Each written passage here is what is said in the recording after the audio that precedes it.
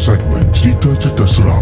Cerita-cerita seram malam ini adalah sekadar perkongsian sahaja yang telah dan kita simpan, dan yang syirik jangan dicari.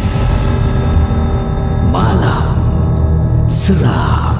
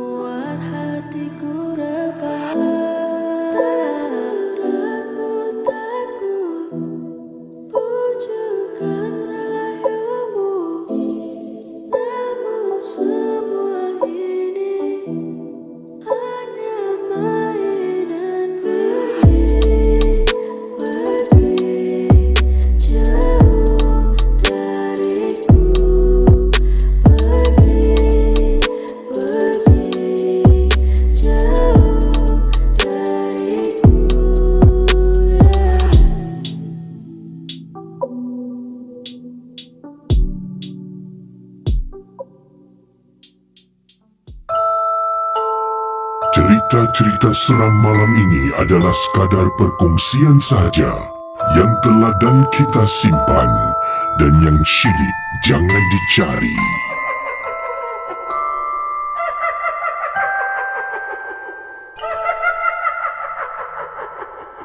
Apa khabar semua para penonton Malam Seram? Saudara, berjumpa kita sekali lagi dalam satu lagi episod Malam Seram, horror talk show bukan sekadar cerita seram.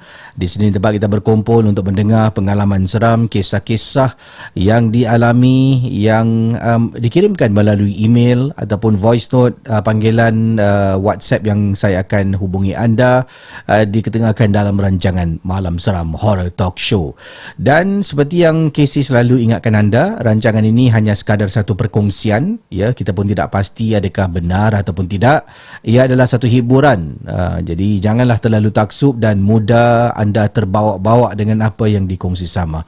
Yang baik kita jadikan satu pengalaman, ya, sempadan. Yang buruk tu jadikan sempadan, yang baik itu boleh kita ikuti, pelajari, mungkin suatu yang boleh kita ambil iktibah daripada pengalaman yang diketengahkan. Bukan saya nak menidakkan, ya, dalam dunia mistik ni sama sekali tidak wujud, tapi memang ada wujud. Cuma saya pun tak nak anda terlalu taksub lah. Bila taksub tu kita akan mulalah mencari jalan-jalan yang tidak dibenarkan, ya. Jadi harap kita dijauhkan daripada perbuatan syirik yang memang tidak dibenarkan dan digalakkan. Malam Seram.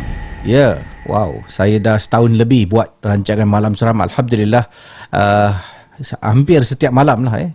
Saya ambil cuti pun belum lagi, saya rasa.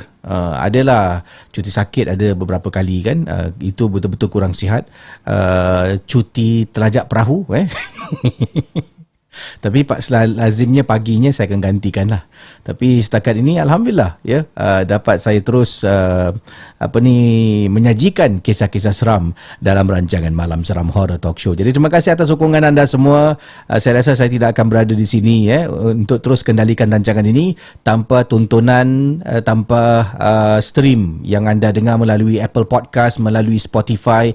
Ini adalah satu sokongan dipanggil sokongan gotong royong, sokongan majmuk, sokongan berjemaah yang mana anda berikan kepada rancangan Malam Seram. Jadi saya rasa bersyukur sangatlah kerana sokongan yang anda berikan. Terima kasih kepada geng Momok Captain, geng Momok Sarjan yang sudi melanggani konten berbayar Malam Seram. Kepada moderator yang bertugas malam ini, terima kasih banyak.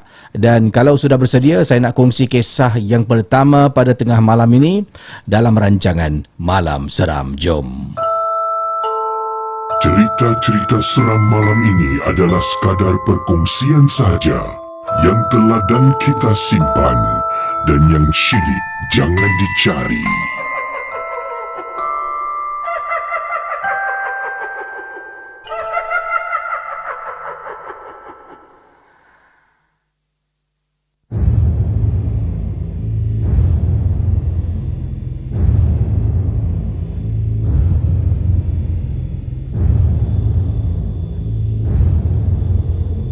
Pengalaman yang pertama saya nak kongsi dengan anda semua geng Momok dengan tajuk yang diberi nama Pantang Dicabar. Itu tajuknya, Pantang Dicabar. Begini kisah kiriman daripada pengirim yang hanya ingin kenali dengan nama Man. Apa khabar Casey dan juga para penonton Malam Seram? Nama saya Casey gunakan Man. Dan pengalaman saya yang saya nak kongsi ni tentang diri saya sendiri. Semasa saya muda, saya mempunyai satu semangat yang berkobar-kobar. Saya selalu nak tunjulkan diri saya sebagai seorang anak jantan. Ya, anak jantan. Yang tak gentar, yang tak takut dan yang tak goyang. Memang betul. Memang betul saudara. Ayah saya nama dia jantan. Kononnya saya nak buktikanlah pada kawan-kawan sekolah. Nanti kalau saya berani buat sesuatu yang mana sekumpulan kawan saya semua tak berani, semua biasalah dia anak jantan ber. Dan benda tu sampai sekarang menjadi satu gurauan oleh kawan-kawan saya walaupun saya dah berkeluarga. Tapi dulu memang Casey, saya ni pantang sangat dicabar. Kejadian seram ini berlaku ketika saya dicabar oleh kawan. Waktu tu kita ni berkumpul, ada sesi barbecue yang diadakan dekat kawasan Changi. Tahu-tahulah Casey, dulu Changi Hospital masih belum lagi diubah suai, dan Changi Hospital dulu dah lama terbiar kan. Jadi waktu tu kita ada sesi barbecue dekat Changi. So what happened? Bila kita adakan sesi barbecue ni, dah berkumpul dengan kawan ramai-ramai. Saya dengan kawan saya pun, kita ada night walk, berjalan waktu malam. Saya tak pasti berapa ramai lah, tapi ramai ke sih. So kita berjalan dekat tepi pantai, kemudian kita bergerak pergi ke Changi Hospital. Sampai dekat kawasan bahagian bawah Changi Hospital, salah seorang daripada kawan cakap, anak jantan, apa? Engkau anak jantan kan? Kalau kau berani, kau naik atas lah. Kita tunggu kat bawah. Kau naik atas, terus kau turun bawah. Boleh? Tak adalah, tak berani lah dia. Naik atas. Waktu tu saya macam rasa tercabar juga Casey. Rasa seram pun ada, tapi oleh kerana saya ni seperti saya katakan, pantang dicabar, so saya pergilah. Kawan-kawan semua tunggu dekat bawah. Ia adalah satu jalan bukit, jalan bertar. Naik bukit sampai ke puncak bukit itu terletak bangunan-bangunan lama Hospital Changi yang terbiar. So kawan-kawan dekat bawah tunggu. Jadi saya pun dah bersedia ke si? Daripada bawah nak naik ke atas. Okey, 1, 2, go. Saya berlari ke si. Lari all the way sampai dekat atas. Jadi kawan tak nampak sebenarnya, kan? So sampai dekat atas, saya pun waktu tu zaman-zaman yang saya naik ke atas tu adalah zaman handphone kamera masih ada. Tapi bukan macam sekarang canggih, boleh WhatsApp aja. Dulu zaman MMS. Oh, lama ni ya. Zaman MMS, sampai atas saya keluarkan handphone, petiklah gambar gunakan telefon bimbit saya. Saya petik gambar. Ingat lagi dulu model handphone yang saya gunakan jenis Panasonic. Dah petik beberapa gambar, tiba-tiba Casey, saya ni ternampak ada tiga perempuan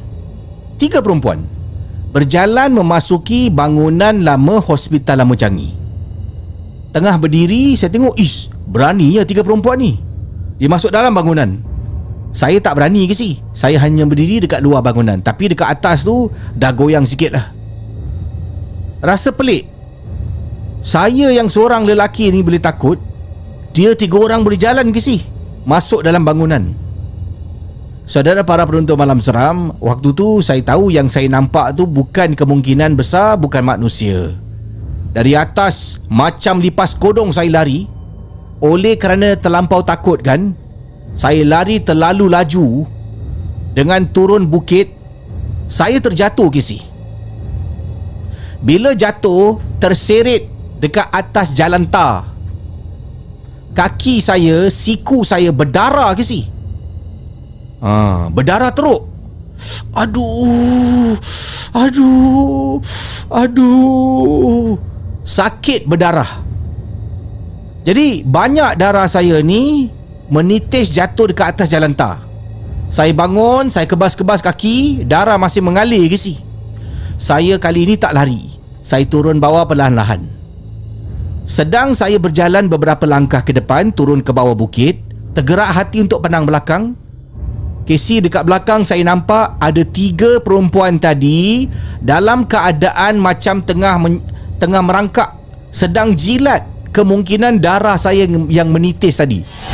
Saya toleh belakang, tengah jalan turun bawah, kaki dah berdarah ni, banyak darah yang mengalir ni. Tengah mengalir, saya dah jalan turun bawah. Aduh. Tiba-tiba saya berhenti, saya toleh belakang. Saudara para penonton Malam Seram, alangkah terperanjatnya bila saya toleh, saya nampak tiga perempuan dalam keadaan macam merangkak, tengah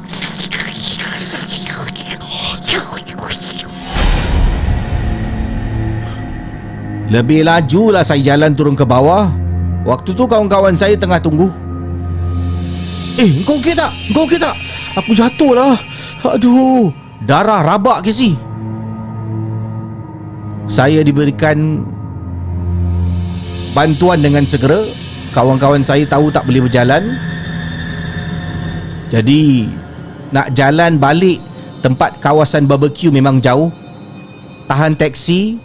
Sebahagian daripada kami menaiki taksi untuk kembali ke barbecue pit. Dekat sana saya dicuci kaki saya dengan air putih. Dicuci beberapa kali, kemudian diikat kaki saya dengan kain yang dikoyakkan. Rabak Casey. Malam tu juga saya dibawa pergi ke hospital. Kaki saya bahagian lutut kena 5 jahitan Casey, kerana terkoyak dan darah masih mengalir ketika saya sampai di Changi Hospital yang baru. Sekian, terima kasih. Itulah pengalaman saya sebagai orang yang bernama anak jantan pantang dicabar. Cerita-cerita seram malam ini adalah sekadar perkongsian sahaja yang telah dan kita simpan, dan yang syilid jangan dicari.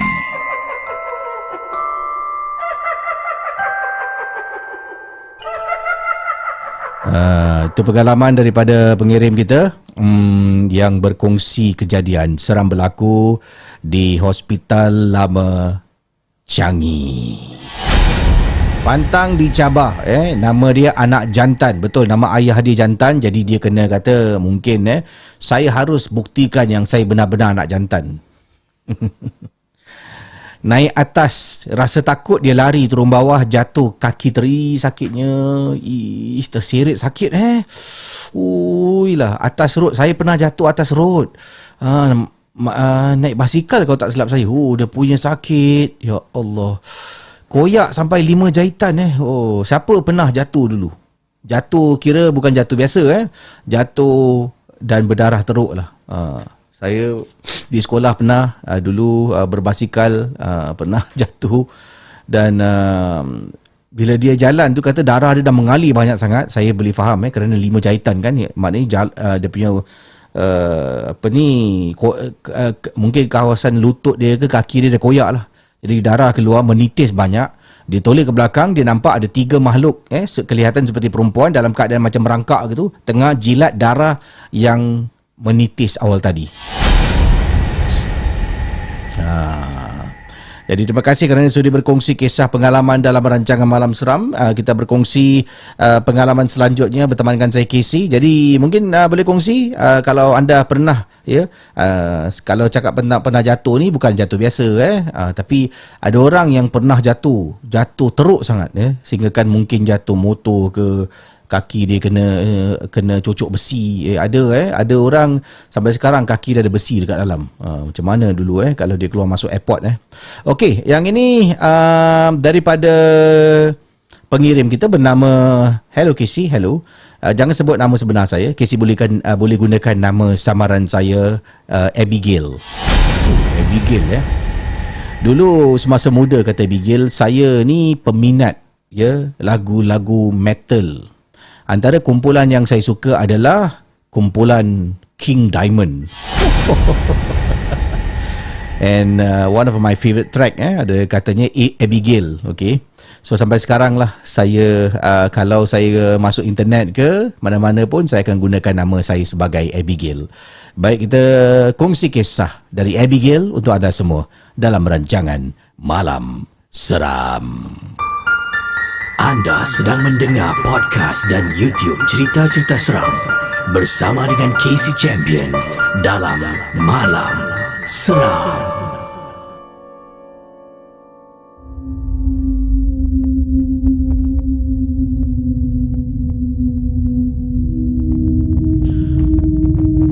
Wow, ini pengirim kita.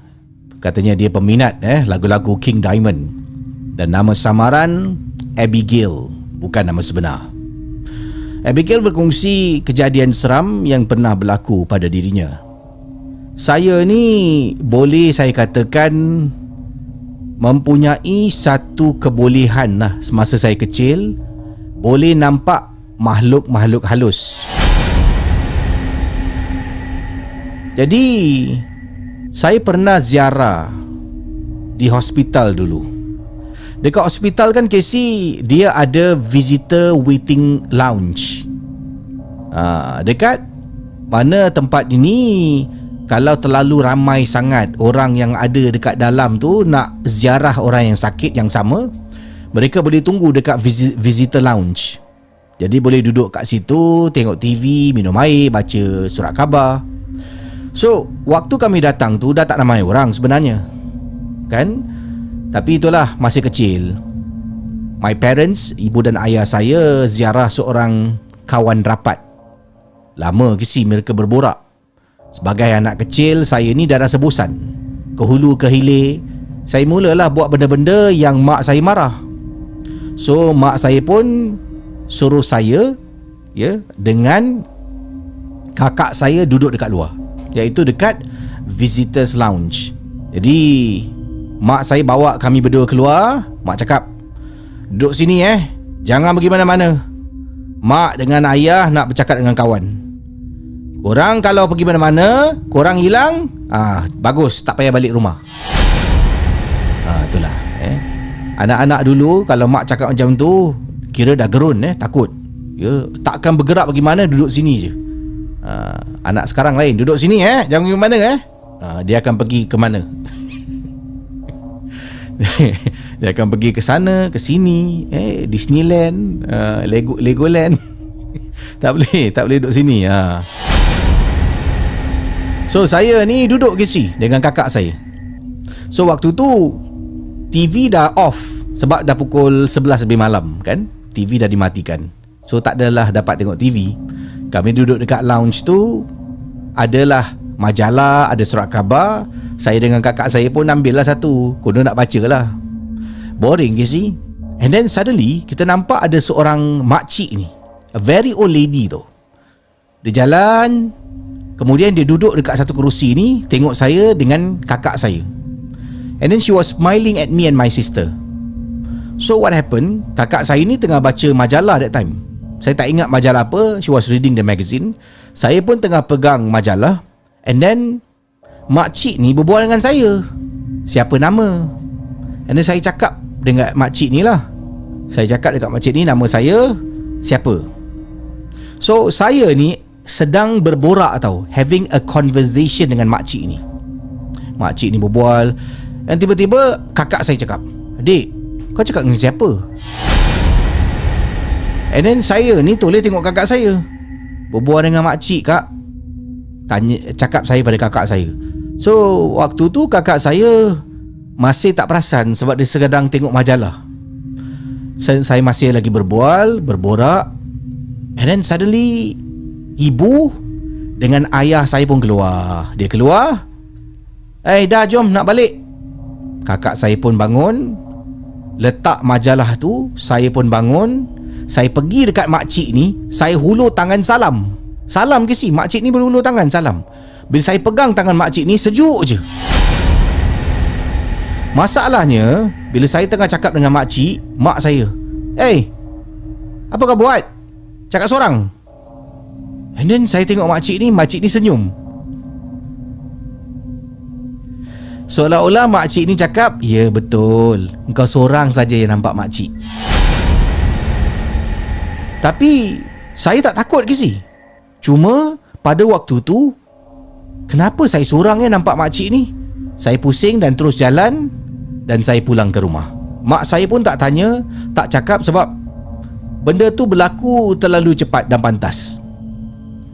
Masuk kereta, balik rumah dan teruskan kehidupan seperti biasa. So, semakin saya meningkat dewasa, semakin tu saya baru kenal tentang makhluk halus, hantu, jin, syaitan, iblis. Sebab masa saya berbual dengan makcik tu, saya masih kecil. Masih kecil untuk memahami apa maksud jin, hantu ni semua. So, bila saya ingat balik kisah ni, makcik ni boleh berborak dengan saya depan kakak. Kakak saya tak perasan. Saya boleh balik salam. Mak saya cuma, kau buat apa tu? Dah, saya tak jawab pun. Saya ikut mak jalan dengan bapa saya untuk pulang ke rumah. Sekian, terima kasih Casey. Selamat malam seram. Anda sedang mendengar podcast dan YouTube cerita-cerita seram bersama dengan Casey Champion dalam Malam Seram. Itu kisah daripada Abigail, bukan nama sebenar, nama samaran yang digunakan, yang berkongsi pengalaman dalam rancangan Malam Seram. Jadi kisah Abigail ni menarik lah. Maknanya dari kecil tu dia boleh nampak kan sesuatu lah. Dan makcik ni boleh ada conversation, boleh ada sesi berborak dengan dia. Makcik ni datang duduk senyum, dia pun senyum balik. Nama siapa? Nama saya Abigail, cik.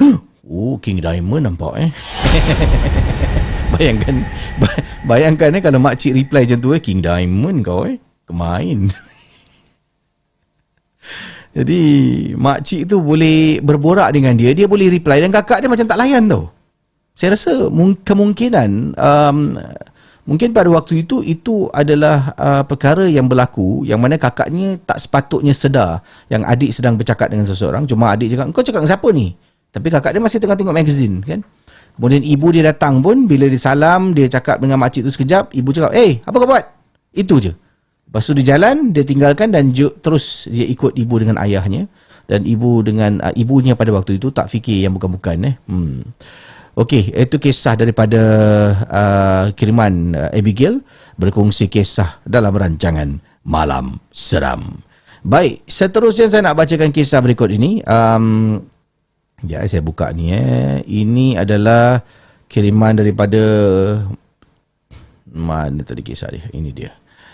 Casey, 11 kali saya kirimkan. 11 kali Panjang cerita dia. Kita ikuti kisahnya. Jom. Memang ada yang kirimkan banyak email pada saya. Itulah kadang-kadang saya baca, ada yang terlepas kan, ada yang terlepas pandang, ada yang dah tenggelam. Jadi minta maaf lah banyak. Kita sambung kisah rancangan Malam Seram.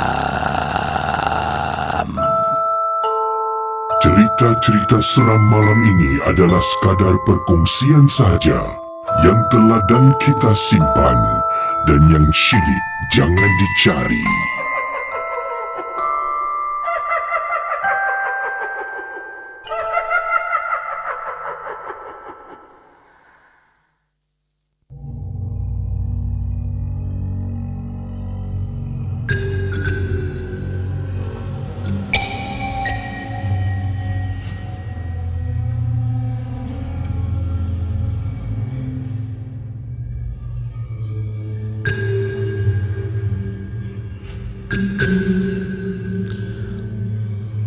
Okey, kisah berikut ini kiriman daripada pengirim kita yang telah pun kirimkan email. Ini katanya, Casey, ini kali ke-11 saya kirim email ni pada Casey, harap bacalah Casey. Ya, saya alhamdulillah malam ni rezeki anda. Kiriman ini datang daripada Mahmud. Ya. Apa khabar semua para penonton Malam Seram? Nama saya Mahmud. Saya nak berkongsi kejadian seram yang mana ia berlaku pada diri saya. Dan ini ada kena-mengena dengan satu social media app. Aplikasi yang saya maksudkan adalah aplikasi Smule. Siapa masih lagi menggunakan Smule, mungkin boleh tinggalkan dekat bawah komen ni. Apakah nama Smule account anda? Mungkin boleh cari duet partner yang baru. Jadi Mahmud berkongsi, saya pernah terkena gangguan ketika menggunakan aplikasi Smule. Kenapa agaknya? Begini kisahnya. Waktu tu Casey, saya ni suka berduet dengan orang kan. Jadi kalau ada orang upload video untuk duet, saya akan duet dengan orang tu. Jadi pengalaman seram ini, yang saya berduet ni sebenarnya, saya tak tahu pun seorang gadis yang saya berduet dengan wanita ni, dia sebenarnya dah meninggal. Dan saya ni first time duet dengan dia, saya nak duet lagi. Dan saya menjadi macam satu kemestian untuk saya duet dengan dia hampir setiap hari dan banyak kali ke si. Saya akan buka account Smule, buka app Smule, kemudian saya cari dia, saya akan duet dengan dia. The problem is, this girl yang saya suka duet Smule ni, dia dah meninggal dunia, tapi saya tak tahu sebab akaun dia masih aktif. Saya nyanyi. So sampai satu hari tu, saya rasa macam aku ni setiap hari nak kena duet dengan dia. I realise that something is wrong, kata Mahmud. So saya buat keputusan untuk hari itu dan beberapa hari saya cuba tak nak Smule langsung. Tak boleh ke si. Malam yang pertama saya tak Smule, saya tengah tidur, dalam mimpi dia datang. Kenapa tak nyanyi dengan saya? Dalam mimpi ke si dia datang. Awak dah tak suka saya lagi? Saya buka mata. Casey, tak boleh Casey. Seolah-olah dia menghantui saya tau. So keesokan harinya, daripada saya tak nak Smule untuk 2-3 hari, 1 hari je saya tak Smule sebab dia datang dalam mimpi saya. So saya nyanyi lagi, duet lagi dengan dia. Casey, bila saya duet, saya akan tengok mata dia. Dia akan seolah-olah macam tengah tengok saya dan dia senyum Casey.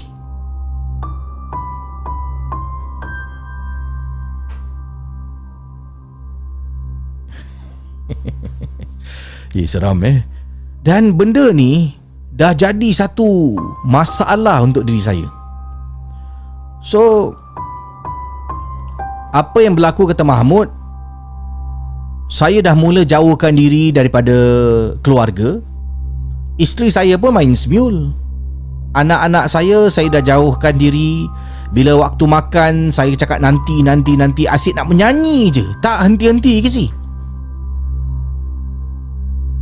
Nasib baiklah saya sendiri sedar kata Mahmud. So saya sendiri yang pergi cari bantuan. Sebab masalahnya hanya timbul pada waktu malam. Kalau waktu pagi petang tak kisah. Dia malam je lepas maghrib mesti saya mencacar ke si, cari handphone, masuk bilik tutup pintu. Saya dah set up mic semua nak nyanyi. Dan tak dengan orang lain tak saya nyanyi dengan perempuan ni seorang je.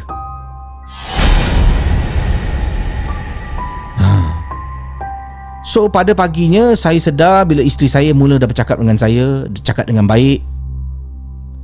Dan saya dengan segera jumpa dengan seorang ustaz. Saya cakap dengan ustaz, Casey bayangkan saya delete Smule app dekat handphone saya. Saya delete pada pagi petang delete, tak ada apa-apa perasaan Casey. Tak kisah lah, okey. Malam hari Casey, ustaz tu ada dengan saya. Saya sampai gelisah Casey. Tengah duduk ni, bangun nak masuk bilik. Ustaz tanya, nak pergi mana tu? Ustaz, saya nak masuk bilik kejap lah. Saya nak baring. Kepala saya pening. Saya cakap dengan ustaz kepala pening, padahal saya nak masuk bilik, nak download Smule tu, nak menyanyi lagi. Duduk sini. Casey, bila ustaz tu mula baca, yang kena siapa? Isteri saya. Isteri saya yang tak ada kena-mengena dalam hal ni, tiba-tiba dalam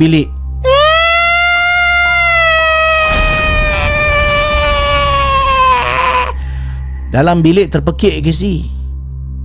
Saya tersentak tau. Ustaz tu berdiri, pergi dekat bilik, diri depan pintu. Ustaz baca lagi.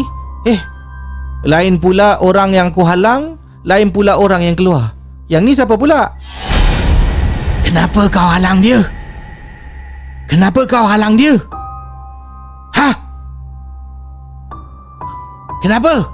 Halang apa? Tanya ustaz tu. Dan Casey, benda ni dah jadi satu problem yang kronik. Seperti yang Casey selalu cakap, kes kronik. Dan alhamdulillah saya sedar Casey, cuma gangguan ni berlaku pada waktu malam. Ustaz tu merawat saya sampailah saya dah tak diganggu lagi. Tapi waktu tu saya dah tak main Smule lagi. Saya dah berjanji dengan isteri saya tak akan lagi masuk dalam aplikasi Smule. Dan saya dapat tahu daripada kenalan saya punya kawan-kawan Smule yang ada, kita Smule ni memang satu community yang rapat. Kita punya own Smule group.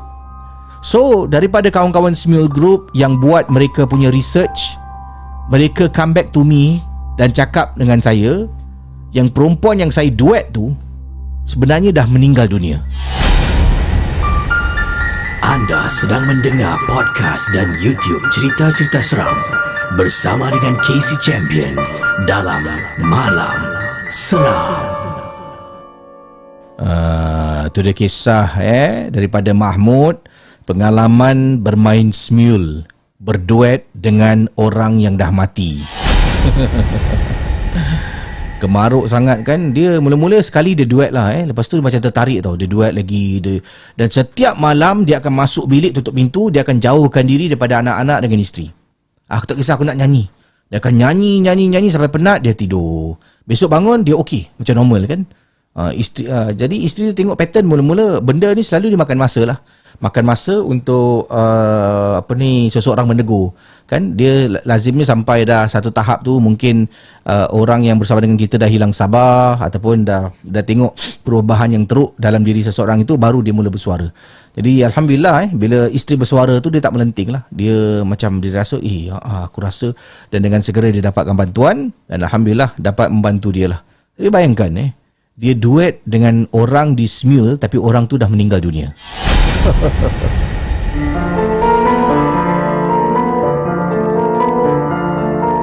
Malam Seram adalah sebuah podcast dan YouTube cerita-cerita seram yang disampaikan oleh Casey Champion. Jangan mudah percaya. Okey, terima kasih ya. Saya rasa lain kali sebelum nak berduet anda cuba buat berduet dengan lagu Selimut Putih Selimut. Cuba berduet lagu Selimut Putih, mungkin dia akan insaf daripada mengganggu anda. Okey. Seterusnya mungkin saya ke hujung talian untuk berkongsi pengalaman kisah selanjutnya. Kalau ada pengalaman yang ini, cuba download dan gunakan ia sebagai alarm. InsyaAllah akan tersadar untuk bangun. Cubalah. Cerita apa ni pula ni? Cuba download. Okey, nanti akan saya dengar lah apa yang dikirimkan sini. Katanya cuba download. Okey. Seterusnya, boleh kirimkan voice note kepada Casey ke talian +65 8131 0287. Kirimkan rakaman suara anda. Nombor telefon ada dekat bawah sini ataupun boleh kirimkan seperti anda nampak yang tengah bergerak kat sini, 8131 0287. Ataupun boleh Casey, boleh call saya tak? Saya ada kisah tentang apa? Saya ada kisah tentang pengalaman ketika bercuti ke, saya ada kisah ketika berada di rumah, ketika hamil dan sebagainya. Hanya mungkin sedikit penjelasan ringkas lah tentang kisah anda. Saya akan cuba hubungi anda untuk berkongsi pengalaman anda dalam rancangan Malam Seram. Jom. Cerita-cerita seram malam ini adalah sekadar perkongsian sahaja yang telah dan kita simpan, dan yang syilid jangan dicari.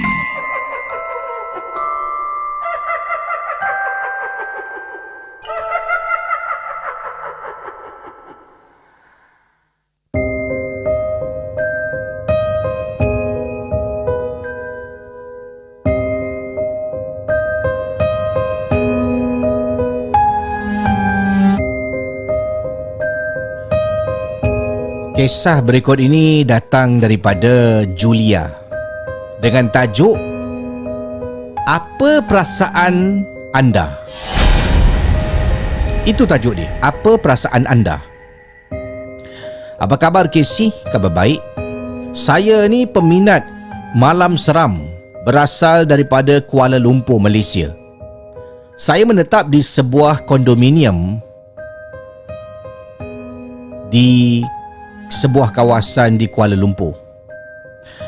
Kondominium di sebuah kawasan di Kuala Lumpur. Okay, dia kata bracket jangan sebutkan nama kondominium saya lah, untuk pengetahuan Casey saja. Rumah saya dekat tingkat 14. Ui, tinggi tu Dan saya pernah Casey, bila balik ada sesuatu yang ikut saya pulang ke rumah. Begini kisahnya. Malam tu saya keluar dengan kawan, lepak dekat mamak sampai pukul 2 pagi Casey. Pada 2 pagi saya pulang ke rumah memandu seorang diri. Apa yang berlaku? Ketika saya ni sedang berada dekat dalam kenderaan, saya teringat yang kenderaan saya ni minyak pun dah berkurangan, jadi saya nak kena isi minyak. Saya pun singgahlah ke sebuah stesen minyak untuk mengisi minyak kereta saya. Selepas mengisi minyak, sebelum pulang, saya sempat pula berdiri dekat kawasan luar stesen minyak tu untuk menghisap rokok. So, apa yang berlaku sedang saya menghisap rokok ni, saya ternampak Casey, ada rasanya seorang gelandangan homeless yang seorang wanita yang gelandangan homeless, rambut dia berserabai. Pada mulanya saya tak perasan yang dia tengah duduk dekat bawah sebelah saya. Saya ni tengah isap rokok. Tiba-tiba saya bau dia memang sangat hapak dan busuk. Dalam hati tertanya, ish, busuknya, bau apa ni? Alangkah terperanjatnya, perempuan ni mungkin dah lama duduk di sebelah saya dekat bawah. Saya tengah isap rokok tepi dia ni. Saya kata, ish, patutlah busuk. To be honest, itu yang saya cakap. Patutlah busuk. Saya pun jalan Casey. Rokok saya tu tak habis. Saya matikan, kemudian saya buang. Saya kembali ke dalam kenderaan Casey. And then dia punya tanda-tanda yang saya ni sebenarnya dah diikori oleh sesuatu. Apabila saya masuk kereta, hidupkan enjin, saya keluar daripada stesen minyak tu, bau busuk tadi tu masih dalam kereta ke si? Dalam hati saya ni bercakap, oh, dahsyatnya bau dia sampai melekat dekat baju masuk dalam kereta aku ni. Waktu tu Casey, saya boleh cakap ni, busuknya bau kau sampai masuk dalam kereta aku. Ya Allah, baju ni nak buang Saya drive all the way balik rumah, turunkan tingkap keempat tingkap kenderaan. Daripada kapak jalan nak balik ke rumah ni, nak pergi lift, bau busuk tu masih ada lagi. Jadi saya ingatkan baju saya ni dah menyerap bau busuk gelandangan tadi. Masuk lift boleh bau lagi Casey. Depan rumah masih bau. Casey, sebenarnya bukan Casey, bau tu tak melekat. Benda tu ikut saya balik. Masuk dalam rumah, tutup pintu, masuk dalam toilet, terus saya buka baju. Saya bau baju saya, tak bau pun. Saya bau, tak bau pun. Tadi bukan main busuk lagi ni, kenapa tak bau seluar tak? Saya buka seluar saya angkat seluar, tak bau pun. Bau dia hilang ke si? Tak apalah, saya ambil baju tu, masuk dalam bakul laundry. Masuk toilet, saya mandi, bersihkan diri. Rambut saya shampoo, sebabnya kemungkinan nak hilangkan bau busuk. Habis mandi, saya keluar toilet. Saya jalan sebelum sampai dekat ruang tamu. Sebelum sampai dekat ruang tamu rumah saya, bau busuk tu mula muncul Casey.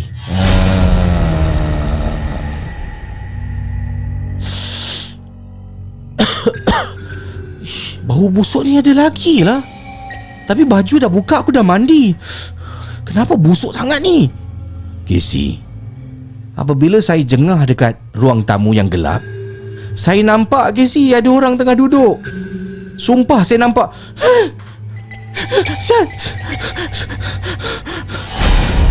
Masuk bilik balik, kedebam tutup pintu. Benda tu rupanya ikut saya balik. Bukan bau busuk serap dekat baju, dekat seluar. Bukan Casey. Saudara para penonton Malam Seram, untuk beberapa malam dia ada dekat dalam rumah saya. Saya sampai takut nak balik rumah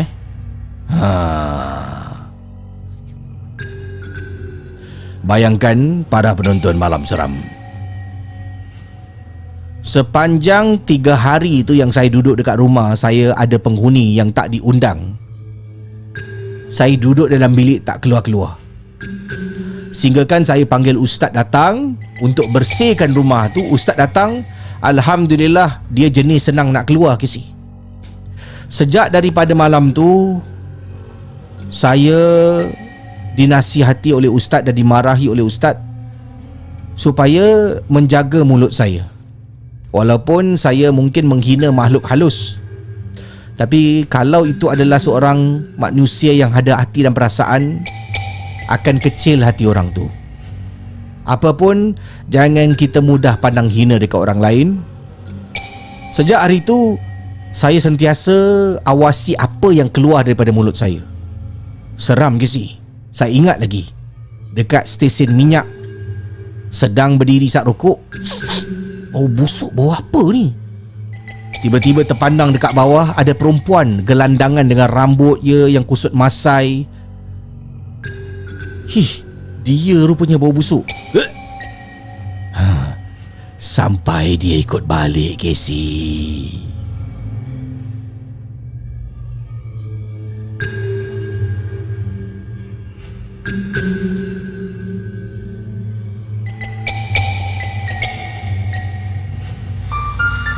Anda sedang mendengar podcast dan YouTube cerita-cerita seram bersama dengan Casey Champion dalam Malam Seram. Itu dia. Betul kata ustaz tu kita ni harus sentiasa berhati-hati bila kita bertutur kan. Kita meluahkan komen kita.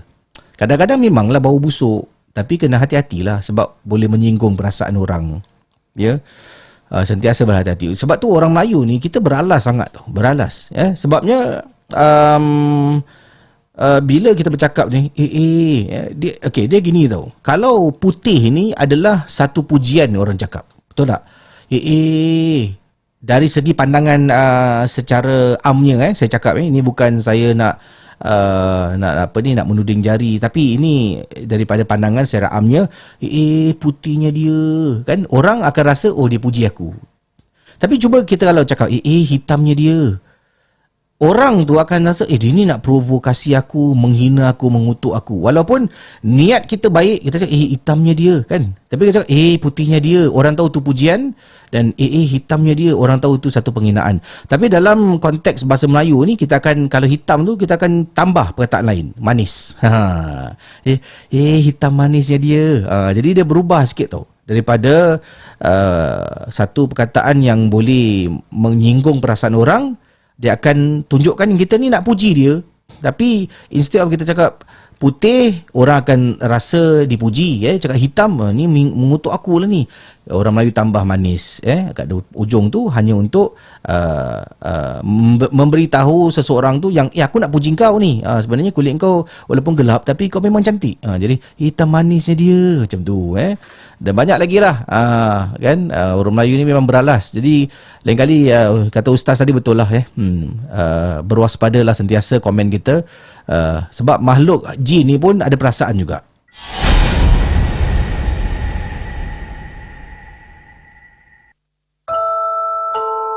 Cerita-cerita seram malam ini adalah sekadar perkongsian sahaja yang telah dan kita simpan, dan yang syilid jangan dicari.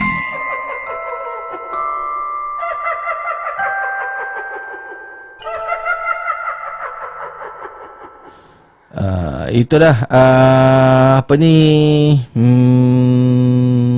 Okey. Ini datang daripada pengirim kita yang berkongsi pengalaman selanjutnya. Kalau ingin berkongsi pengalaman, silakan kirimkan WhatsApp kepada KC dan insyaAllah saya akan cuba ketengahkan dalam rancangan Malam Seram. Ini kiriman selanjutnya datang dari pengirim mana tadi okey. Ini kisahnya datang daripada Encik Ramlan, betul lah nama dia, Encik Ramlan. Assalamualaikum KC. Waalaikumsalam. Nama saya Ramlan. Saya nak berkongsi, saya nak bertanya pendapat pandangan para penonton Malam Seram. Begini pengalaman ataupun begini pertanyaan saya. Saya ni kejap mana saya punya tu. Okey.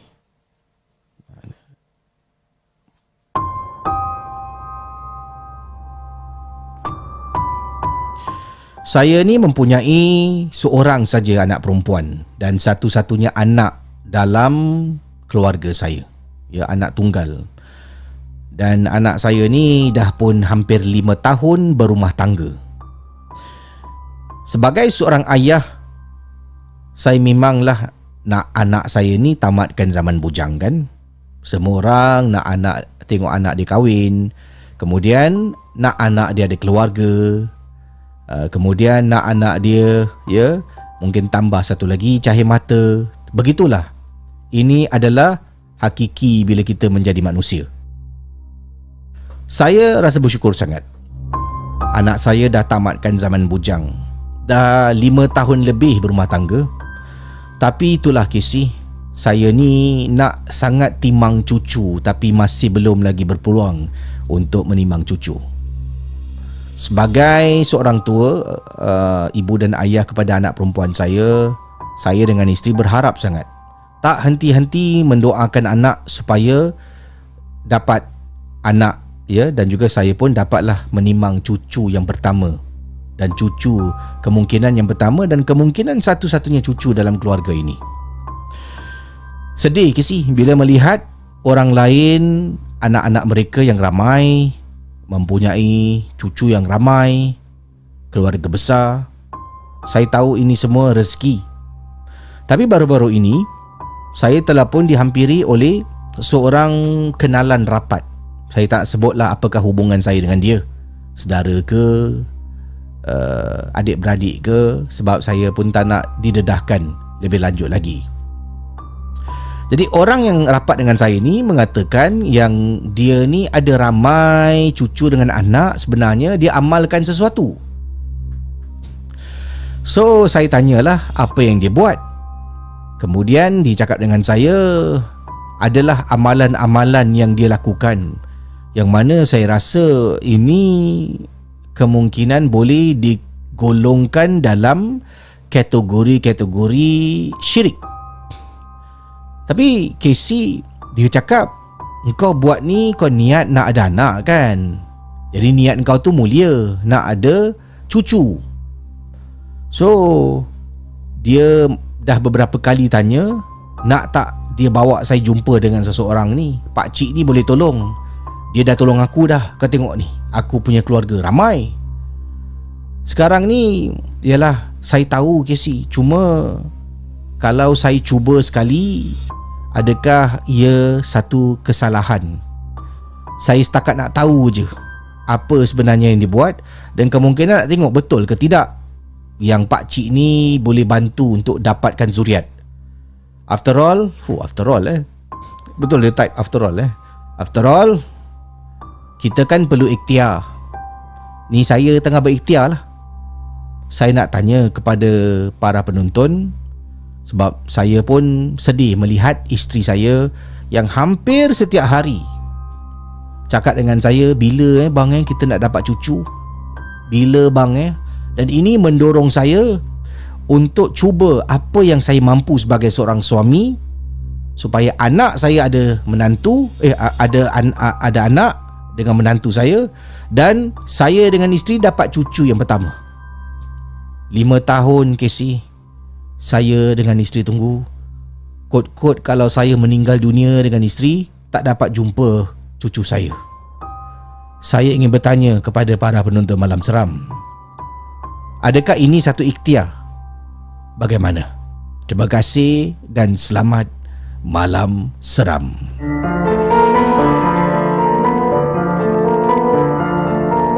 Malam Seram adalah sebuah podcast dan YouTube cerita-cerita seram yang disampaikan oleh Casey Champion. Jangan mudah percaya. Jadi, apa yang anda rasa, sebab dia pun tidak jelaskan lebih lanjut apa yang perlu dibuat, kan? Betul lah, kita boleh jumpa pakcik. Cara saya jumpa pakcik, dan pakcik ni bila jumpa, dia duduk, dia doa je. Betul lah. Jadi kita pun tak boleh assume lah, tak boleh buat andaian kita. Mungkin dia jumpa pakcik tu, pakcik doa je. Pakcik ni kira doa dia mujarab selalu. Jadi orang dapat cucu, dapat zuriat yang ramai, kan? Kita pun tak pasti. Tapi dia kata, bila dia kata dalam golongan mungkin takut syirik, kita pun tak pasti apa yang dibuat. Kalau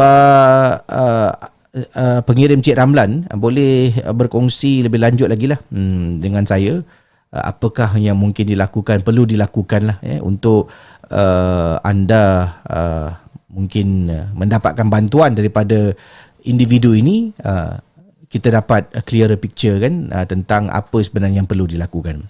Tapi itulah, ada orang yang berumah tangga sampai 10 tahun masih belum dikurniakan zuriat. Ada yang berbelanja puluh ribu dolar ataupun ringgit untuk pergi IVF. Pergi IVF pun, selepas proses IVF pun tetap tak ada zuriat. Lepas tu buat lagi proses kedua, belanja lagi puluhan ribu, baru dapat zuriat. Jadi ini saya yakin penantian tu memanglah satu penyiksaan. Tapi kalau kita faham rezeki itu datang bila tepat pada masanya. Jadi sentiasalah berdoa. Kita doakanlah Cik Ramlan dan isteri, khususnya anak Cik Ramlan satu-satunya ni, dikurniakan zuriat secepat mungkin, insya-Allah yang sihat. Kalau belum sampai lagi, Cik Ramlan dengan isteri jangan putus asa lah untuk terus berdoa. Sebab saya ada kenalan, saya kenal pasangan ni 11 ke 12 tahun baru dapat anak dia satu je. Dan alhamdulillah anak dia bahagia dengan suami kan, anak yang baik. Jadi itulah. Dan bila saya dapat tahu tentang seorang kenalan ni yang ada satu zuriat saja, saya macam cuba proses balik lah, kenapa ni dapat zuriat lama. Sebelum dia ada zuriat tu, pasangan suami isteri yang saya kenal ni, kawan saya ni, si suami isteri ni dia ada tanggungjawab.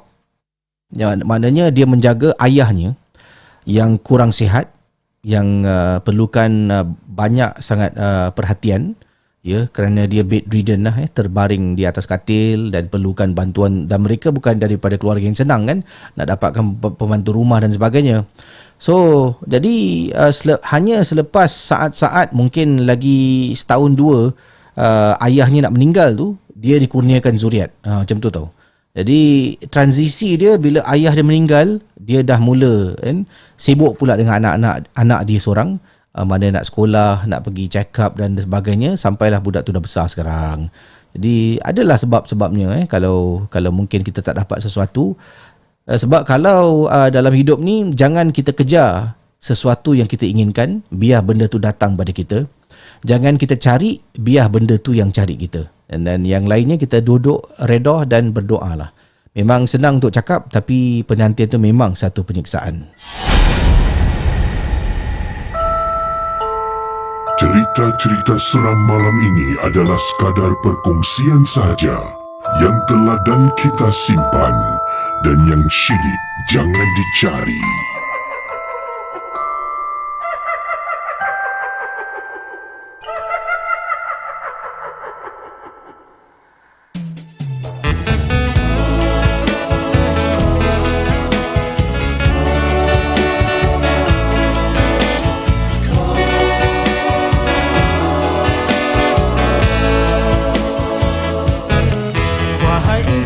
Saat kau diuji, bersabar dan tabahkan diri, patuh dan redha pada ketentuan ilahi, agar dapat muhasabah diri. Yang datang pasti akan pergi, yang hidup pastikan mati. Hargai apa yang dimiliki, bersyukur nikmat yang diberi. Jangan mudah putus asa, bersyukur pada yang esa. Dunia hanyalah sementara, akhirat kekal selamanya.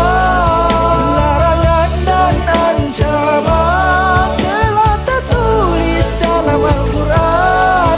Berhentilah dari melakukan dosa, pintu taubat masih terbuka. Wahai insan, saat kau diuji, sabar dan tabahkan diri, patuh dan redha pada ketentuan ilahi, bersyukur nikmat yang diberi.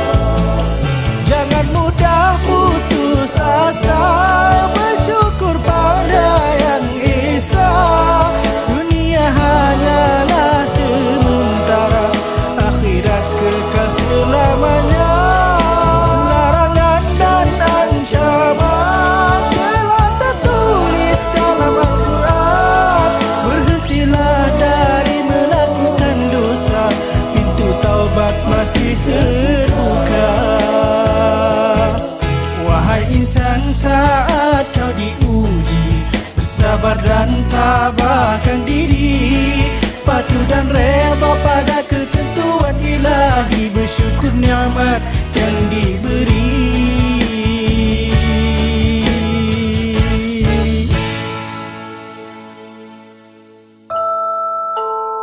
Cerita-cerita seram malam ini adalah sekadar perkongsian sahaja yang teladan kita simpan dan yang syilid jangan dicari.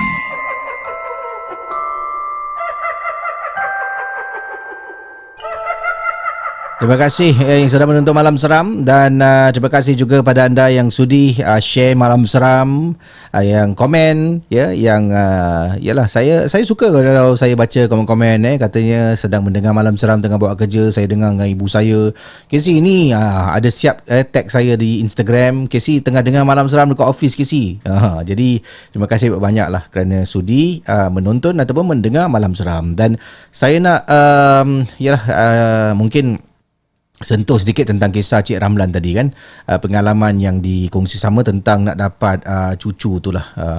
Sememangnya rezeki manusia ni berbeza lah ya, berlainan, dan kita harus hanya bersabarlah. Sebab itulah dalam dunia ni ini dikatakan sebagai satu ujian kan, ujian kita yang harus kita berdepan, dan semoga Cik Ramlan tu terus jangan putus asa dan berdoa lah berdoa. Jangan stop, berdoa je lah. InsyaAllah akan datang nanti satu hari ya. Begitulah dengan kehidupan kan. Saya pun hidup pun dulu macam tu jugalah tumbang kambing kan. Kalau saya berkongsi pengalaman saya hidup di dunia ni, banyak cabaran yang saya hadapi kan. Tapi tetap sabar, redha, dan alhamdulillah sampai ke hari ini semua berjalan dengan baik lah. Walaupun adalah saya jalan hidup ni, kalau saya kongsi ni orang akan terkejut sebenarnya pengalaman hidup saya daripada kecil sampailah saya dah berumah tangga, alhamdulillah. Tapi itulah apa yang saya boleh katakan pada Cik Ramlan. Ramai yang kata kat sini Cik Ramlan banyak berdoa, bersabar semoga dapat zuriat tu. Betul, tak semua orang Jadi maka itu kalau anda ada anak saudara yang dah berumah tangga, tahun pertama dia kahwin tak ada zuriat, awak tanya bila? Boleh, tak kisah. Tahun kedua maksimum lah, maksimum lah tak ada zuriat mungkin anda nampak dia bila okey. Selepas tu tak ada zuriat, awak tak nampak, dah tak ada lagi, jangan tanya lagi. Saya kena faham kemungkinan dia nak tapi belum dapat. Jadi sebagai seorang hamba Allah ni, kita jangan bila-bila. Daripada bila-bila awak jumpa dia, makcik doakan semoga insyaAllah tambah rezeki. Itu je lah kan. Daripada bila kau tak nak zuriat ke? Kau tengoklah sepupu kau tu, anak sampai 10. Engkau ni nak planning lah ni. Jangan planning, nanti tak jadi. Kau tengok dah 5 tahun dah kau kahwin, planning apa? Jangan.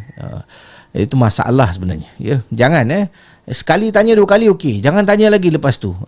Sebab benda ni jadi sensitif. Dan pada suami okey tau, yang selalu mendapat tomahan ni adalah isteri. Ya, ini isteri kau lah ni.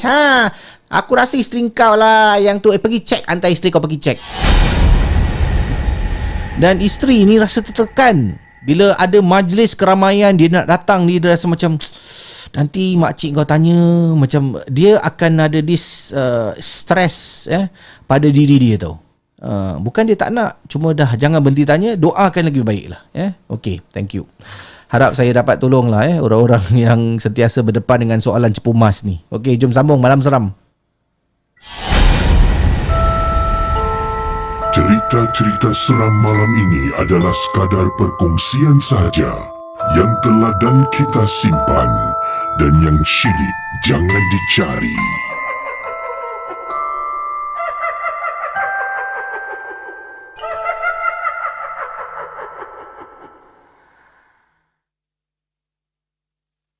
Okey, kisah selanjutnya dengan tajuk Dia Main Pintu.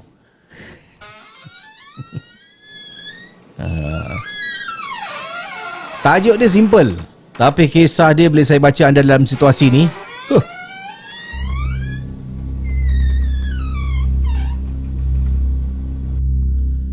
Apa khabar Casey dan para penonton Malam Seram?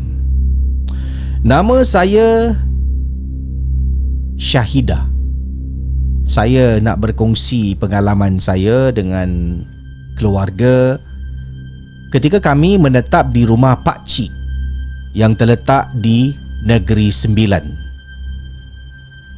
Rumah Pak Cik saya ni dibagi pada 2 bahagian. Bahagian depan dan juga bahagian belakang rumah.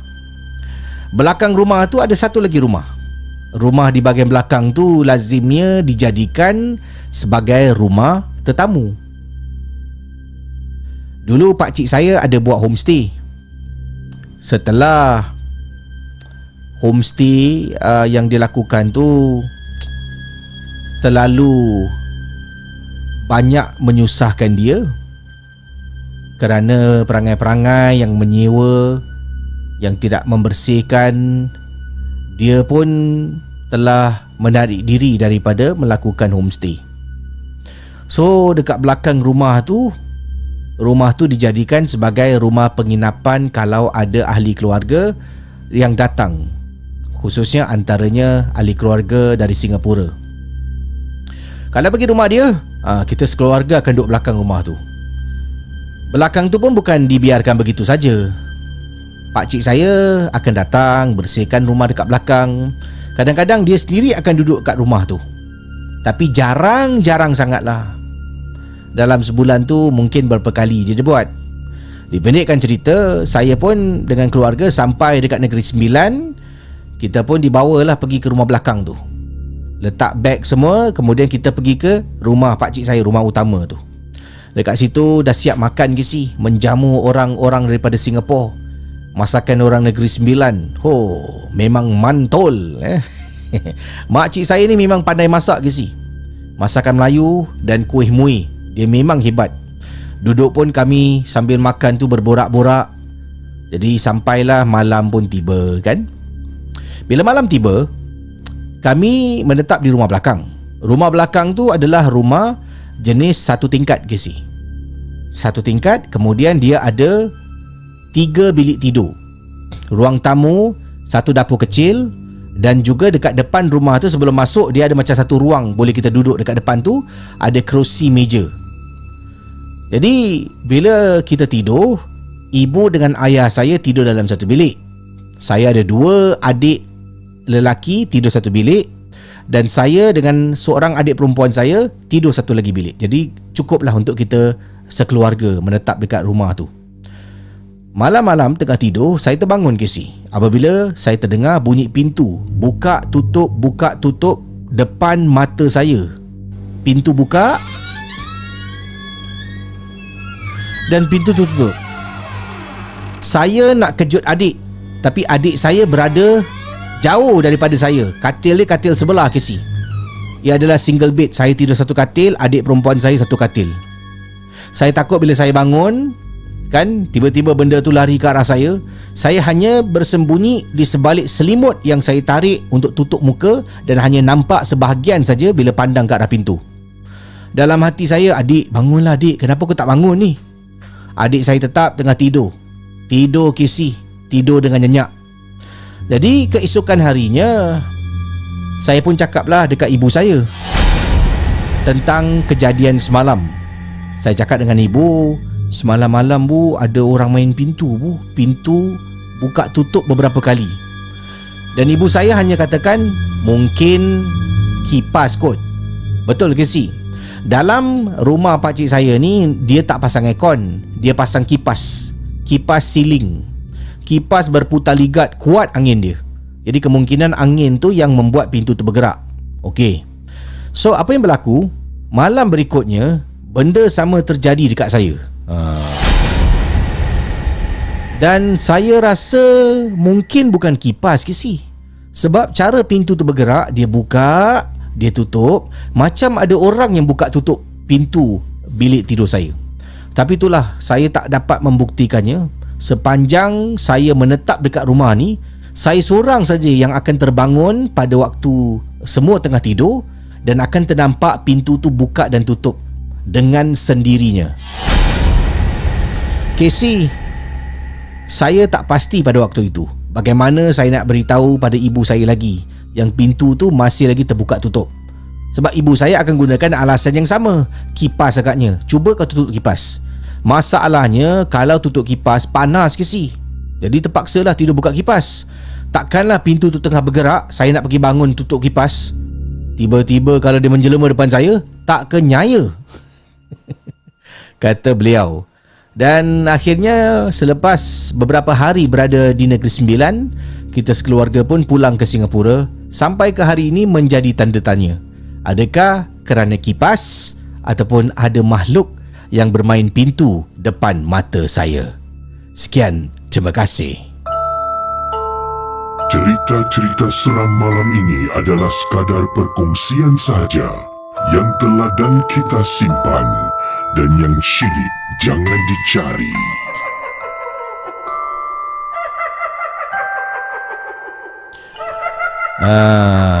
Ini ada kisah ni daripada kisah Cik Ramlan tadi. Ada geng momok ni nak berkongsi Casey. Saya pun ada pengalaman kat saya Casey yang cuba nak dapatkan zuriat. Jom kita call mungkin boleh berkongsi pengalaman kan, supaya dapat jugalah kita memberikan kata-kata semangat, mungkin berkongsi pengalaman kita supaya orang pun tahu. Kita call sekarang.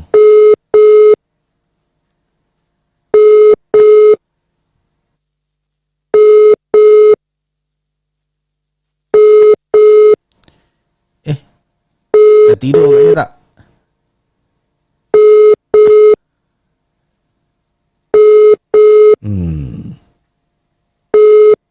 Okeylah, mungkin saya rasa dia dah masuk alam mimpi Tapi dia mesej saya tadi pukul 1 pagi 12.59 1 pagi lah 12 minit yang lalu dia mesej saya. Mungkin dah tidur agaknya lah, tertidur. Okey. Yang ini kita berkongsi kisah daripada pengirim kita yang nak ketengahkan satu peristiwa. Ini kisahnya yang ini daripada pengirim kita. Apa ni? Case happen to me. Okey. Boleh tak kalau saya telefon anda untuk berkongsi kisah? Kan saya kata kalau melalui WhatsApp, jangan message saya dengan message anda lah. Anda jangan type message, anda hantarkan voice note. Saya akan ketengahkan voice note anda.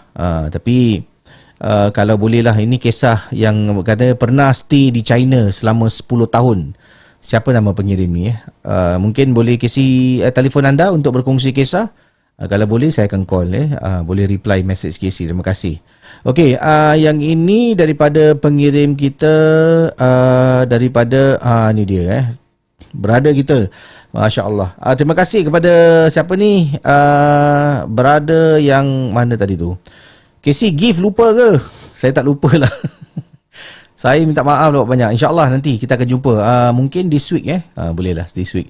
Saya tu lah tengah uruskan ni, uruskan tu kan. InsyaAllah kepada brother kita, saya memang nak jumpa, nak ambil hadiah yang dibuat oleh brother kita ni. Brother Yaman. Brother Yaman, terima kasih atas hadiah yang dah dibuat untuk Casey. InsyaAllah Casey akan cuba berhubung dengan anda untuk dapatkan hadiah tu lah. Okey. Saya tengok ada tak yang nak type ni, nak berkongsi kisah daripada was in the toilet tadi. Okey. Boleh kisi call Boleh Okey, jom kita call.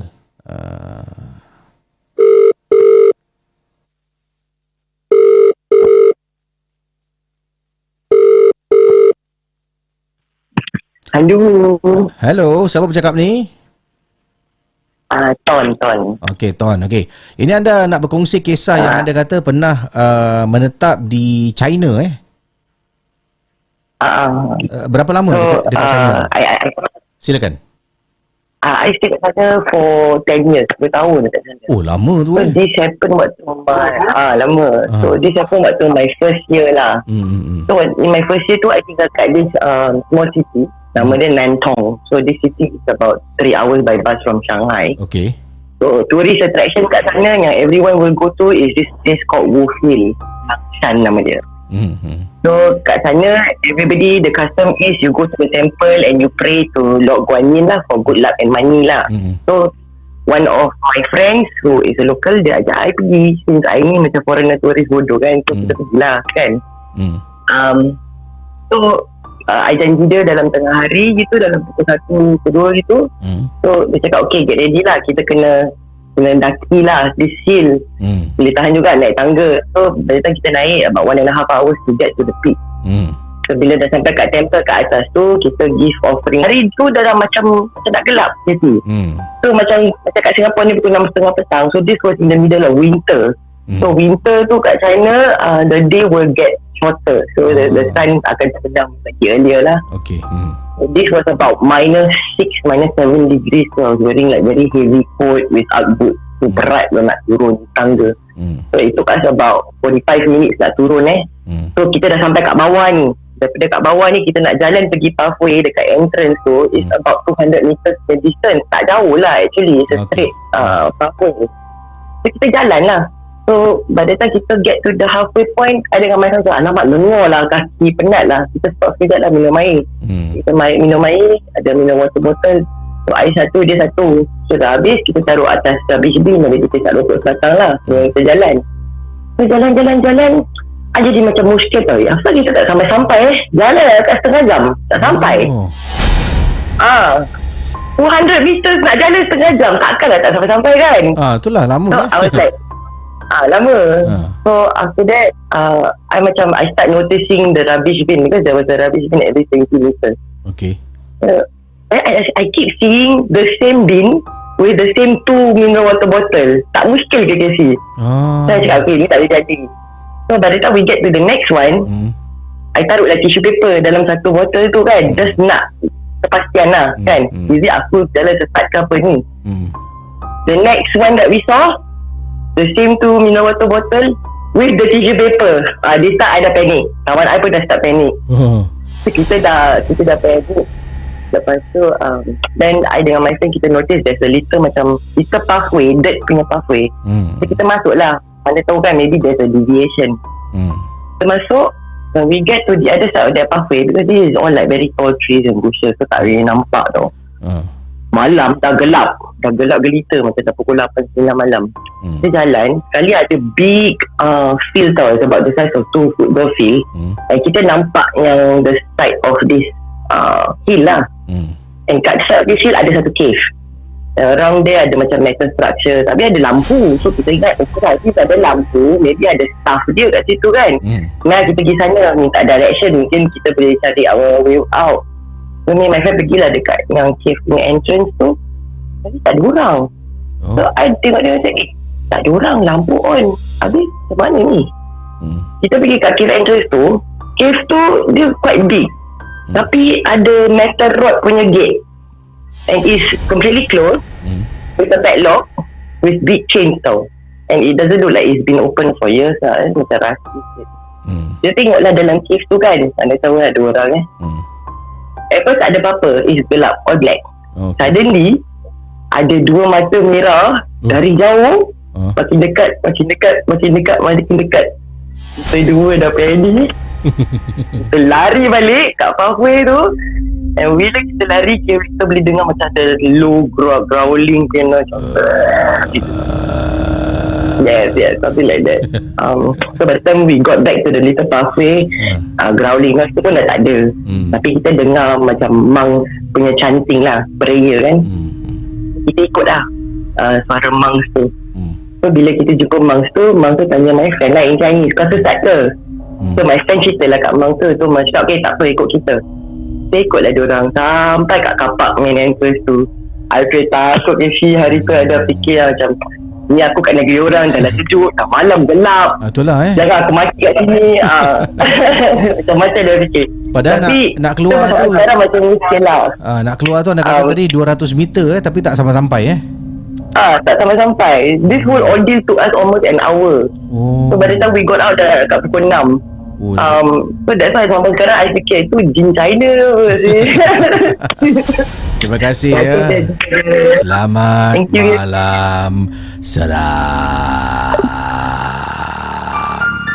Anda sedang mendengar podcast dan YouTube cerita-cerita seram bersama dengan Casey Champion dalam Malam Seram.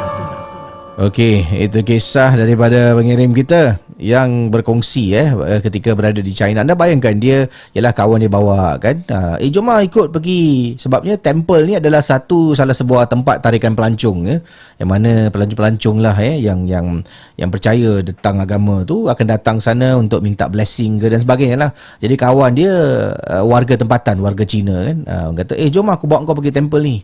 Temple ni bagus tau, dia ada gini. Dia pun okey lah, tak apalah ikut kan. Nak tahu jugalah, dia pun bawa naik atas bukit sampai waktu tu bila nak balik tu, nak keluar tu, asal aku jalan daripada tadi aku nampak tong sampah ni dengan 2 botol mineral. Tak apalah, mungkin tadi agak mungkin kebetulan aja lah, ada botol lagi. Dia jalan lagi, padahal daripada kawasan temple tu nak pergi the main exit, nak turun bawah bukit balik tu 200 meter kan. Dia jalan masih lagi tempat yang sama Ini paling seram sekali tu, macam itulah. Dekat negeri orang ni, nak kalau musim sejuk ni, dia selalunya hari dia lebih singkat lah. Kadang-kadang pukul 5 dah gelap. Pukul 6, kalau selalu Kak Nurkia kan selalu share, Casey sini baru pukul 4 tapi dah gelap Casey. Seram saya pernah pergi ke Hokkaido. Saya pernah ada satu vlog saya buat satu vlog ke Hokkaido, dan saya tunjukkan jam di dinding pukul 4 petang. Dia tulis itu, saya zoom jam tu 4 PM, tapi gelap dia dah macam pukul 10 malam, dah gelap dah. Waktu tu musim sejuk lah saya pergi ke sana, dan memang seronok sangat lah. Tapi sekarang pekan raya, terperangkap lah kita dekat dalam pulau ni, dan yalah, apapun, semoga semualah dapat mengharungi masa-masa sukar ni. Okey, terima kasih sebelum tu nak ucapkan terima kasih atas sumbangan super stiker super chat anda. Terima kasih kepada Muhammad Ridwan Lau Abdullah atas sumbangan super stiker anda. Terima kasih Muhammad Ridwan. Terima kasih juga pada Adi Figo, sumbangan super stiker. Zainuddin Hassan, Assalamualaikum KC geng Momok single man on duty. Terima kasih pada Zainuddin Hassan atas sumbangan super chat anda. Cannibal Monk, kalau nak lari laju, slipper kena sarung di tangan lengan baru boleh potong angin. Oh ni zaman dulu zaman sekolah dulu. Betul lah ambil slipper kan, taruh sini, lari laju lah lari. Kira macam dia potong dia panggil aerodynamic. Terima kasih. Saya dulu suka gunakan slipper dululah ibu saya dia ada guna slipper dia macam mana ni slip tapak dia, ni dia punya tu sarung dia macam ni, jadi slip in gitulah. So saya terbalikkan slipper tu ke depan, jadi macam flipper untuk orang diving.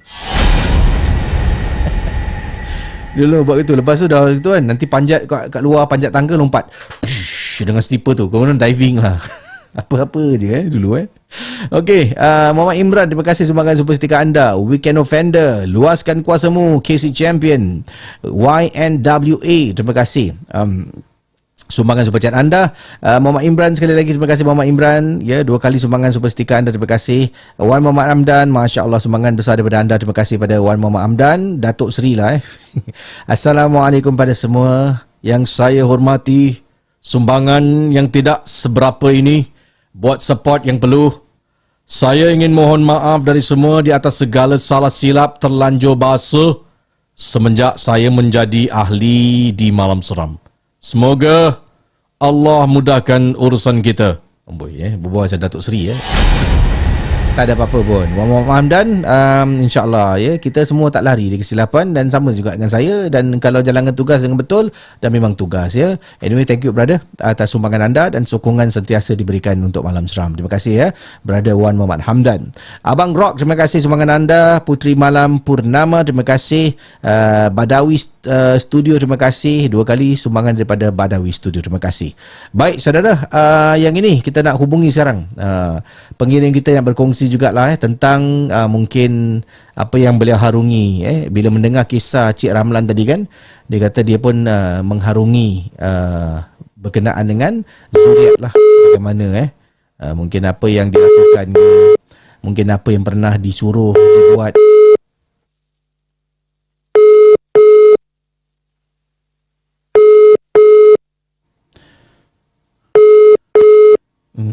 Dia baru mesej, Casey sorry. Ni baru dapat. Assalamualaikum. Waalaikumsalam. Siapa bercakap ni? Hello, siapa bercakap? Hello, dengar? Assalamualaikum Casey. Waalaikumsalam. Siapa bercakap ni? Saya tidak daripada Perak.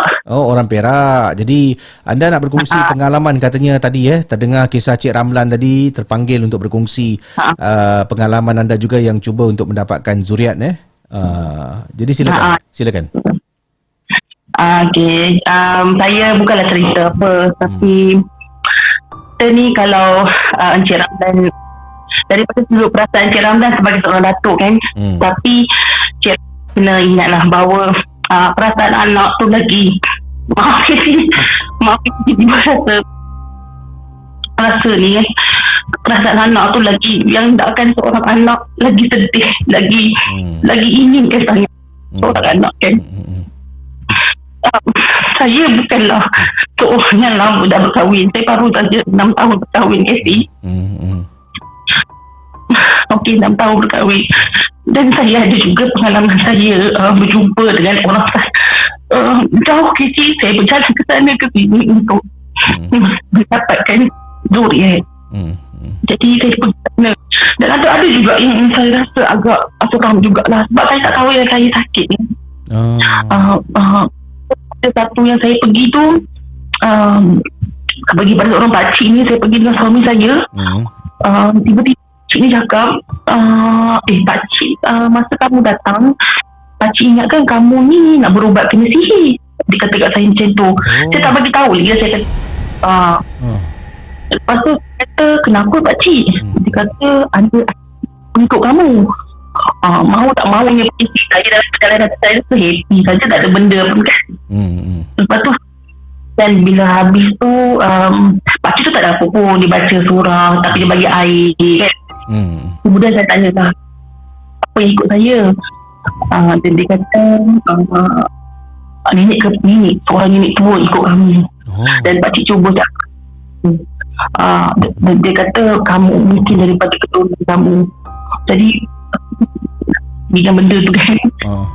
Jadi saya kata tak percaya kan.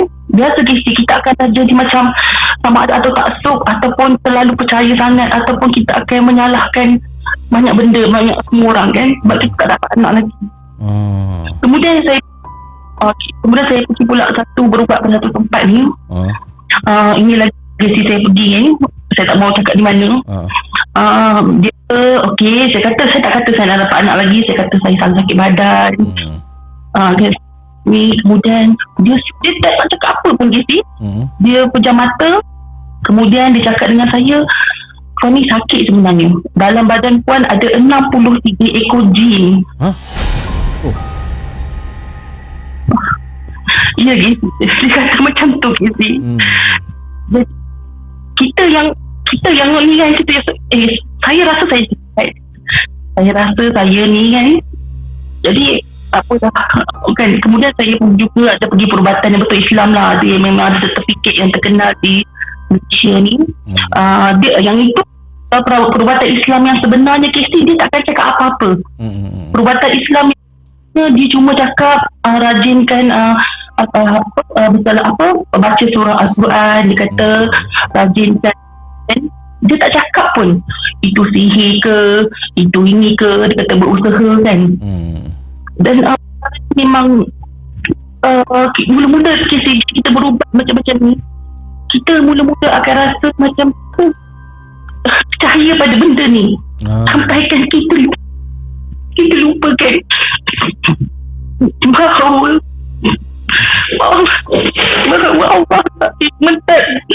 Allah lah yang mentakdir. Saya lupa segala saya lupa yang sebenarnya Allah dah takdirkan. Saya tak betul ini malah berubat kan, tapi saya terlalu mungkin rasa diri saya ni ada benda, ada tu, ada ini ke Casey. Jadi dan bila saya beristighfar, bila saya dalami balik saya dengar ceramah Ustazah kata tak ada zuriat juga adalah satu rezeki, sebab kita terlepas daripada menjaga satu amanah yang akan ditanya di akhirat nanti. Jadi itu jadi penguat saya. Dalam masa sama saya berusaha. Ada satu berubat dekat makcik ni, dia tak adalah dia bukan perawat ni, tapi dia berurut kan. Itu lagi Casey. Dia kata kamu ni dah ada bunyi denyutan nadi. Dia kata macam tu kat saya. Jadi betapa saya rasa happy sangat Casey, sebab aku dah mengandung ke ni. Tak nak ni saya kecil. Jadi pada encik aku tahu bila orang sabar doa, kita orang tak tanya untuk dapat anak-anak ni, betapa kita nak sangat kan. Betul. Betapa kita tetapi apa yang kita tahu, kita kena enjoy lah apa yang ada dalam hidup kita ni, Casey. Saya enjoy suami saya enjoy dengan sekitaran saya, itu je saya boleh buat. Dan saya punya untuk masa lapang kan, sebab saya tak ada anak, jadi saya boleh uruskan diri sendiri. Saya jaga mak saya, betul kita mak tu kan, dia menjaga parents saya sekarang ni. Jadi kepada cik terus jangan putus asa, tapi dalam masa yang sama janganlah terlalu taksub. Saya tahu je, tapi saya yakin sebab dia lebih berumur kan. Itu saja, guys. Minta maaf saya emosional. Terima kasih, dan kita doakanlah geng-geng momok semua, doakan semoga anda diberikan, dikurniakan segala mungkin hasrat untuk mempunyai zuriat, insya-Allah. Semoga dipermudahkan urusan ya. Terima kasih sudi berkongsi pengalaman yang menyentuh ini. Terima kasih dan selamat malam seram. Malam Salam. Anda sedang mendengar podcast dan YouTube cerita-cerita seram bersama dengan Casey Champion dalam Malam Seram. Okey, mohon maaf tadi line agak tidak clear ya. Panggilan tadi agak tersekat-sekat, tapi kita dapat dengarlah luahan hati ya seorang insan yang terpanggil bila mendengar luahan hati Cik Ramlan, seorang ayah yang nakkan anak dia ada zuriat, mendapat cucu kan. Itu tadi luahan seorang isteri yang mana beliau dan suami telah pun berikhtiar, dan katanya betul Kisi, bila kita dalam keadaan tertekan macam ni, kita kalau boleh nak cuba macam-macam benda lah. Jumpa bomoh ke, jumpa sihir, kita punya akidah ni dah goyang ni, dah lari ni. Bolehlah cuba cara ni lah InsyaAllah dapat lah, insyaAllah kan. Jadi ini sebenarnya adalah ujian, kata beliau. Dan beliau bila ingat balik, kenapa aku buat ni semua ini ujian ni, aku dah nak menduakan Allah ni, kata perkongsian tadilah ya. Dan beliau sedih sebabnya kalau bukan waktu untuk dia dapat, bukan, tapi dia berusaha lah. Dan sekarang ini dia menyalurkan perhatian dia bukan untuk fikir tentang zuriat. Dia masih berikhtiar, masih berdoa, tapi energi itu disalurkan untuk menjaga ibunya yang mungkin kurang sihat ya. Terima kasih kerana sudi berkongsi pengalaman. Dan tadi dia jumpa pakcik ni dia jumpa datang, kamu ni ada benda ni, ada ni 40 jin dalam badan ni. Sebab tu tak ada zuriat. Maknya sini tengok ni budak ni. Tengok. Bang, macam banyak jin badan dia bang. Kan? Saya dah cakap.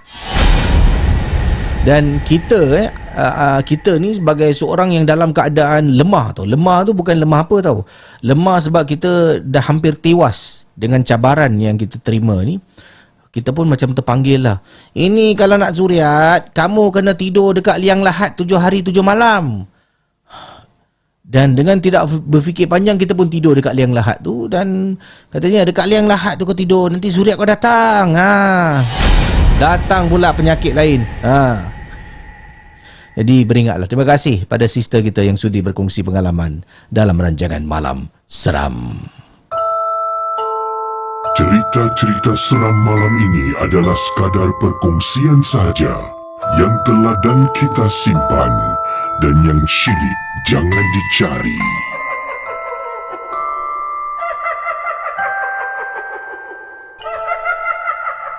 Okey, kisah yang terakhir pada malam ini dalam rancangan Malam Seram. Terima kasih pada yang sedang menonton dan mohon maaf kerana malam ni mungkin ada yang kata kisah line gangguan tapi dekat sini saya tengok saya punya internet okey semua everything is menurut data yang ada dekat sini, dia letak sini very healthy maknanya internet saya okey lah. Semua saya tak pasti, mungkin YouTube kan ada problem, I'm not sure, tapi InsyaAllah nanti boleh tonton sekali lagi. Kalau yang tersekat-sekat tu boleh tonton selepas live ni habis. Satu lagi kisah pendek yang saya nak bacakan.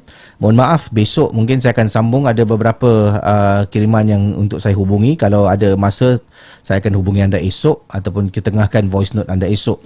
Yang ini kisah ringkas. Datangnya daripada, sebelum tu terima kasih sekali lagi pada yang sudi menonton Malam Seram di channel sementara Malam Seram Podcast. Kerana channel Malam Seram saya tak boleh live ya, atas sebab kena copyright claim tempoh hari kan. Jadi terima kasih sumbangan daripada Kak Nurkia Jones, super chat anda. Ari Owens, terima kasih atas sumbangan super sticker anda. Yang ini kiriman dengan tajuknya yang diberi nama Cermin Misteri. Kisah dia ringkas satu muka surat. Datang daripada Nurizan. Kita sambung kisahnya yang terakhir dalam rancangan Malam Seram. Anda sedang mendengar podcast dan YouTube cerita-cerita seram bersama dengan Casey Champion dalam Malam Seram. Okey, ini kisah je begini Ini datang daripada Nurizan. Assalamualaikum Casey. Waalaikumsalam warahmatullahi wabarakatuh.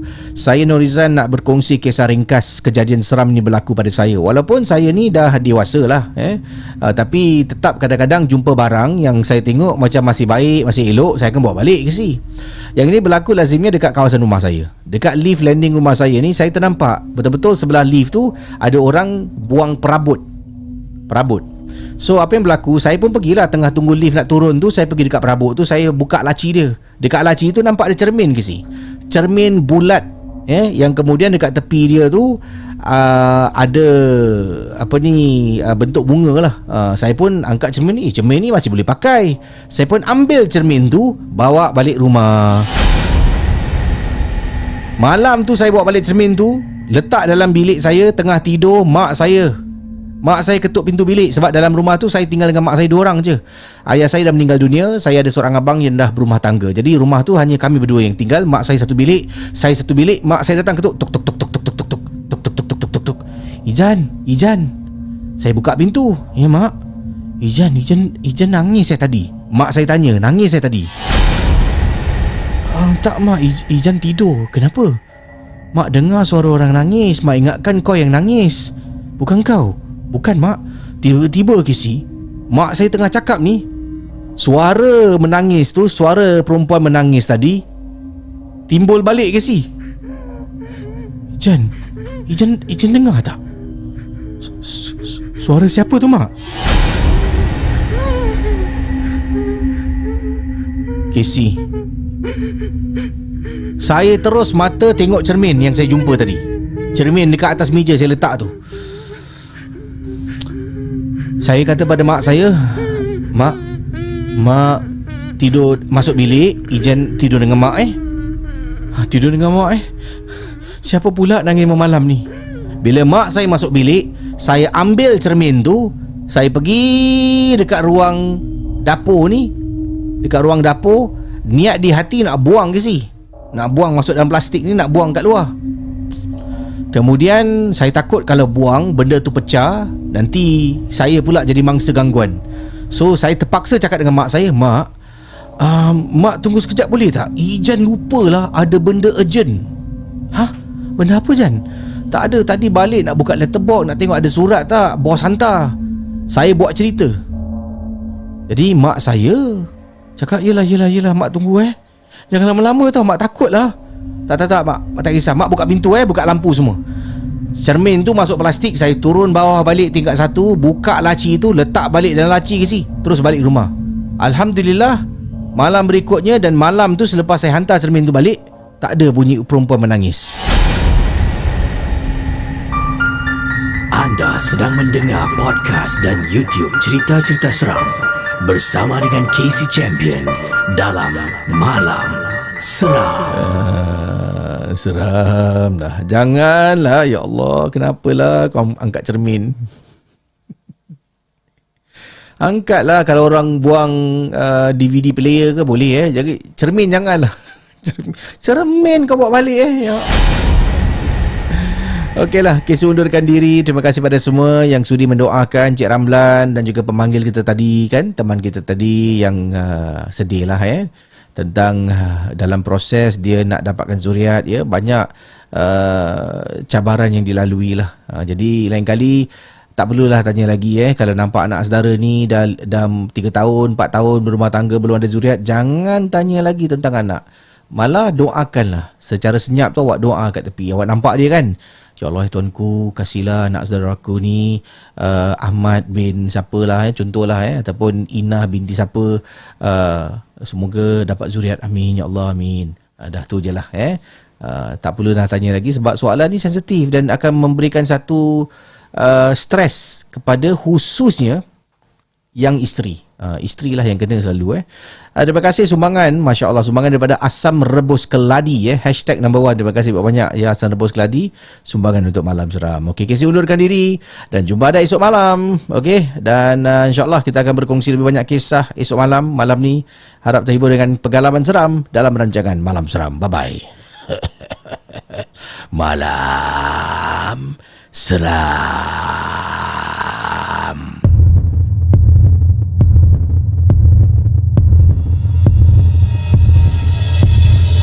Terima kasih kepada anda yang sudi mendengar Malam Seram, sebuah podcast dan YouTube cerita-cerita seram yang dikongsi oleh Casey Champion. Kita jumpa di lain episod.